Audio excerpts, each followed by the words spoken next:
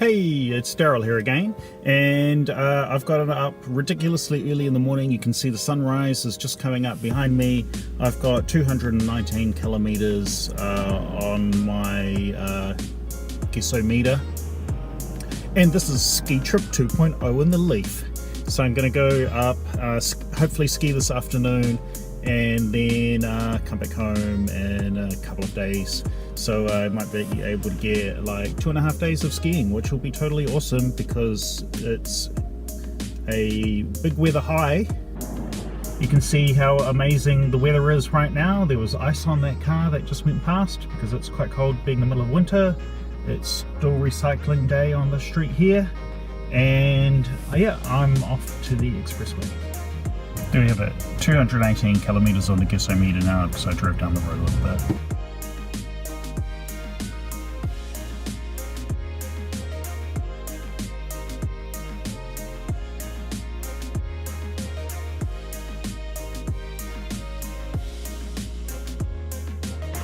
Alright, just stopped to get a coffee and recharge the car. Had a good conversation with a man who said that his company was going to get electric cars for their fleet cars.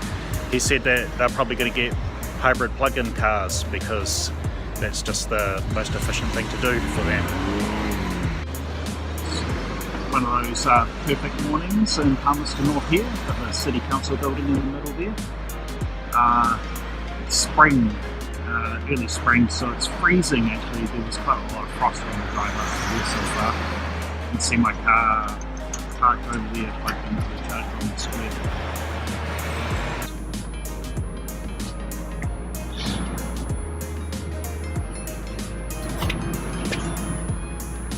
Let's say 22 minutes and 87%. Oh yeah, that's heaps. That's totally enough. Unplugged now. What was that? $9, 13 kilowatts. 22 minutes. There we go. Oh, it was saying 90% a moment ago, but I've got the heater on, so you know. So got 159 k's of range now. Already gone 93 k's from home. So I got down to 35% odd. So just top up to about 89%, so good to go to Mangaweka.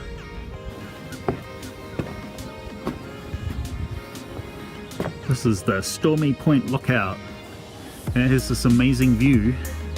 So I think the Rangitikei River's down here, and if you see across in the center of the image on the horizon, there's a white volcano, which is Mount Taranaki, so that's over on the far west coast. That's possibly about 150 kilometers away, and then here behind the Stormy Point sign is Mount Ruapehu, which I'm going to go skiing on in 2 hours time. And then down here just got this amazing valley, so I've got this twisty windy bit down here, and then Mangaweka should be just over there somewhere where I'll recharge my car. Yeah, it's a really one of those perfect sunny days. So blue sky day up on the mountain, and oh, where's my car? Down there. There we go. You can see got my Nissan Leaf there, so everything's good. I bought my big camera with me last time. I didn't bring it, and gonna get another photo of the volcano and hopefully of the other volcanoes from here, and I'll get some more photos later on.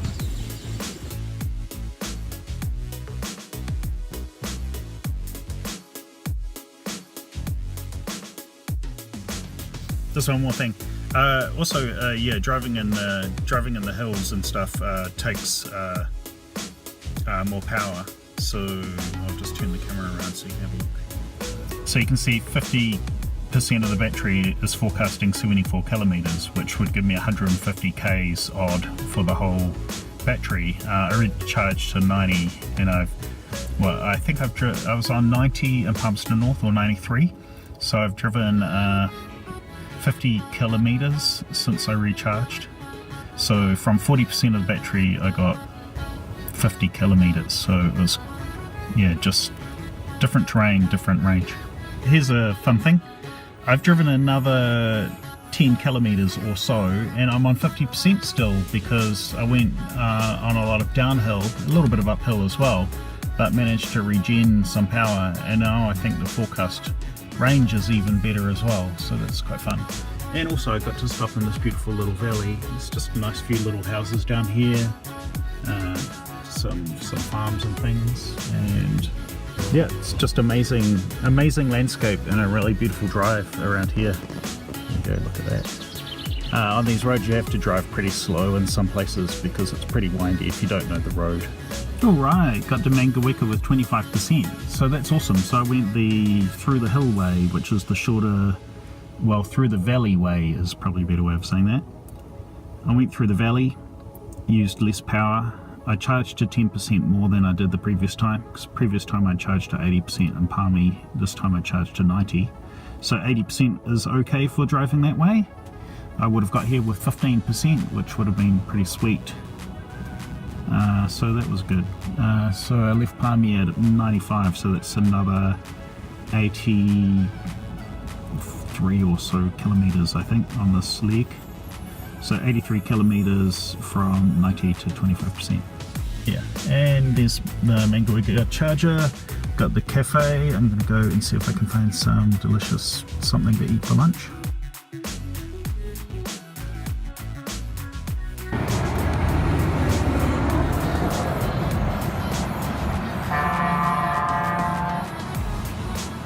Oh, that was good. I had just the right amount of time to eat lunch and get up to 80%. Took 17 minutes, $7.82, about 13.2 kilowatts. Here we go, there's the cafe over there.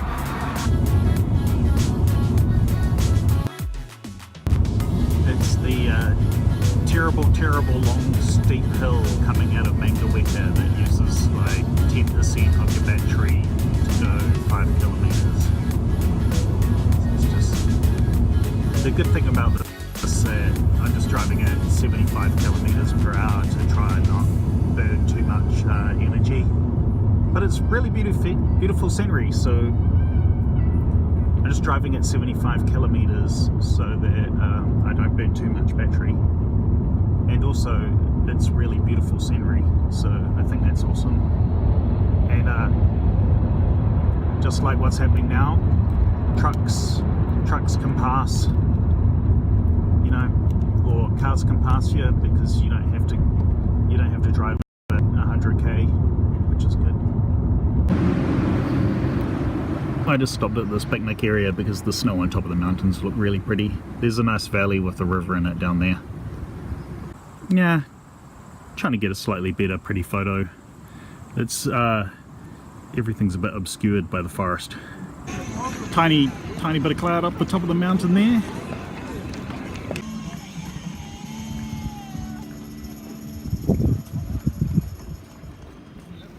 Oh, the other car park down there. But now enough of the other fun part is driving down the hill. Regen.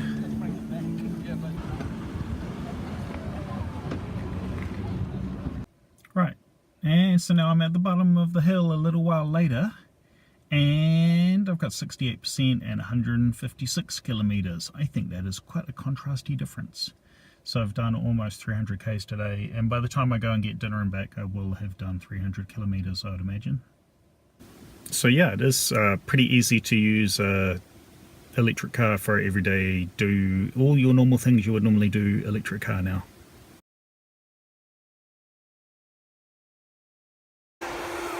Look at the awesome way that the fog sits down in the valleys in the forest over there. It's pretty cool. And you can see the snow making machines going. People in the queue's already pretty big, and it's only like 9:45 in the morning. G'day everybody. Gonna ski down here, then I might make some YouTube live.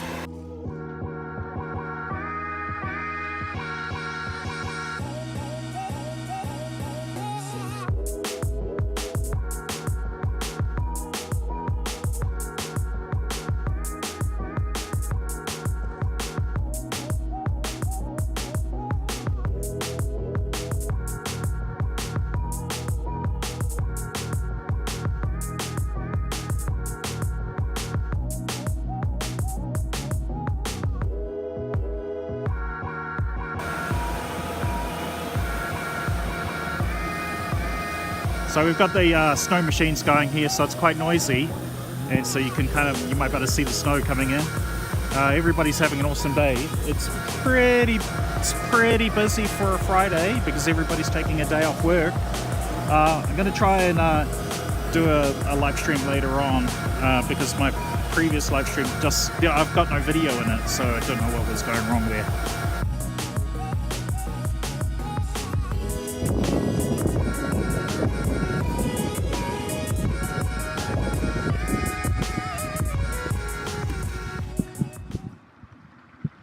Just saw this landscape look really amazing.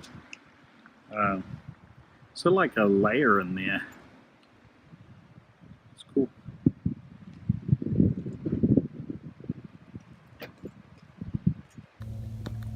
So just look at these awesome ice crystals.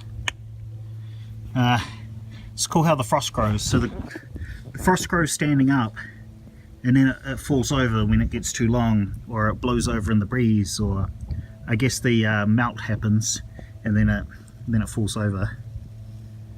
Here you can see that the frost picks up little bits of gravel and sand and lifts it up as the frost crystals grow, which is quite fascinating. And then over here you can kind of see there's a layer of sand and gravel and rocks and stuff standing on top of the frost, which is super interesting. I remember seeing this when I was a kid on a scout camp. We went up to Ruapehu on the Whakapapa side, and there was a frost like this with these crystals standing up, and they were all standing up like that, and then it snowed on top, and so there was a layer of frost, and then there was a layer of snow, then a layer of frost, then a layer of snow, then a layer of frost, and it built up and up and up, and it looked like solid ground, but when you walk on it you just crunch in 5 centimeters. It was quite amusing.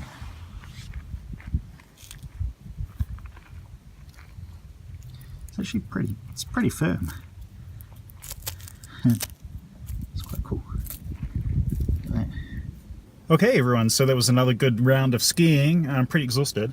I'm leaving early today because I want to get back to home at a not unreasonable hour. Also, might attempt the Mangaweka to Otaki trip. Yeah.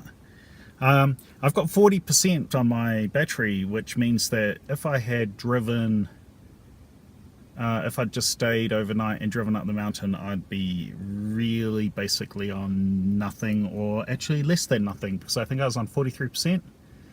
I recharged to 90 something.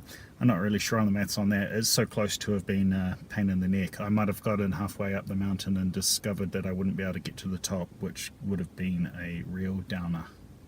I probably would have just canned the day. So it's good that I did go back and recharge the car. On 40% now, 47 k's of range estimating, going to drive down the mountain. I think I can turn the heater off because actually it is pretty hot in here. Okay, so I've just come down off the mountain skiing, and I'm at the Leaf, and I'm in Ohakune, and so no journey here would be complete without a visit to the very, very large carrot.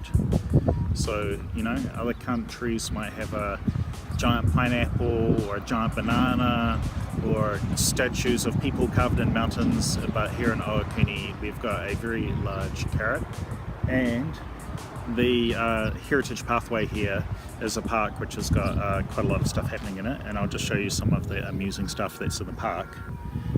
It's just a children's playground at the side of the road, picnic area, you know, sort of rest stop kind of place. So I'll turn the camera around and show this. Look at this. It's delightfully full of history, but also odd large vegetables. So here we've got a carrot, and I think it's a Brussels sprout, and a potato, and a carrot car, and a picnic area where you can get out of the sun or out of the rain or whatever. And that guy over there, I thought it was an onion immediately, but actually it's a swede. Yeah, so it's just got some swings and other bits and pieces, more picnic grounds, something something historical. So this was a big forestry area back in the day. And there probably is forestry going on here now. There certainly is, because there's a wood place down the road. That's a really huge chunk of timber there. So this is a totara log. Germinated in the 13th century and grew at an altitude of 8,400 meters above sea level, becoming a giant of the forest. That's amazing. And some forestry history. Get a shot of that without any sun on the lens. The little trains to move the forest logs around. Yeah, there we go. Just a fun little place to stop and take a break. Volcanic scoria rocks.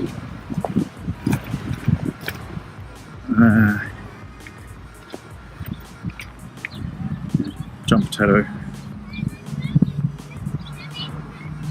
Yeah. Zoom zoom.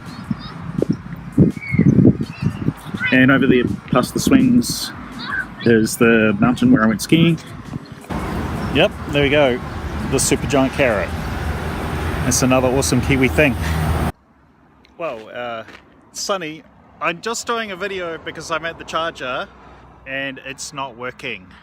So we just did the press the reset and we're waiting for the 5 minutes to see if that will work. Otherwise, maybe I'll have to drive to my brother's house. I think I still had 100 k's range. I was actually driving the car quite gently from Waiouru, so still got like maybe 100 kilometers range left, so probably would get to my brother's house, so that's one thing to be happy about. Robin, on the other hand, was saying that she is heading the other way, which probably means her battery is pretty low, I'm gonna guess. So just waiting for the 5-minute countdown to finish. 32 seconds, 31, 30. There's the reset button there. So we're just gonna have a look and hopefully this will work.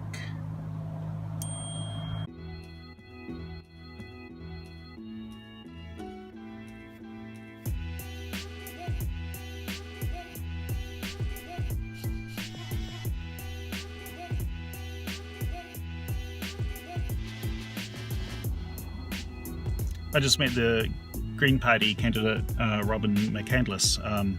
So he was recharging his Nissan Leaf right now. So that was quite good. And I met Robin as well, and another Robin. And Robin from Fielding is, she was driving her car and going to Rotorua, but we both had problems getting the charger to start, but we managed to start it using the app. But I rang up ChargeNet and it looks like they managed to fix the charger remotely, so all good. And I'll be back on the road and trying to drive to Otaki. Maybe I'll go to Palmerston North. I'll see how I feel when I get to the intersection. Got 224 kilometers of expected range, which is a lie because I just came down a big hill, so the estimate's terrible. Okay, well, I'm gonna get on the road. There's Robin McCandless's car there, charging right now at my favourite stop where there's the picture of the car being charged, so that was funny. And Robin's car is red as well, so it looked exactly that way. The other Robin, I met two Robins at one time. Alright, I got to Otaki. See, Otaki ChargeNet charger. And it says 30k, so it was 27 on highway speed. Let's see if we can get a better view. Yeah, 13% battery, which is curious. So that would take me at my current rate probably 26 kilometers. I wonder if I can get more info.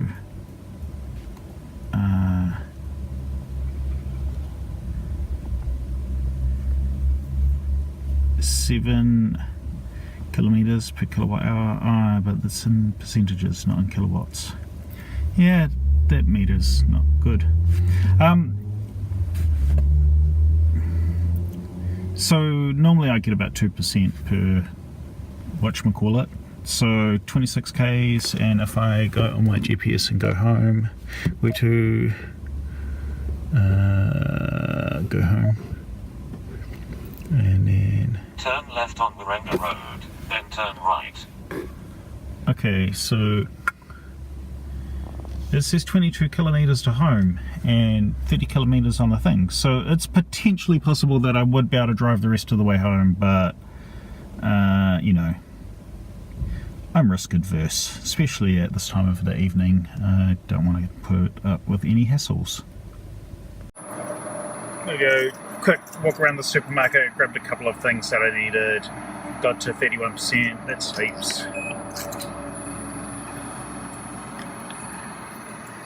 There we go, done. Alright, now for the last 30k's drive home, or however far it was.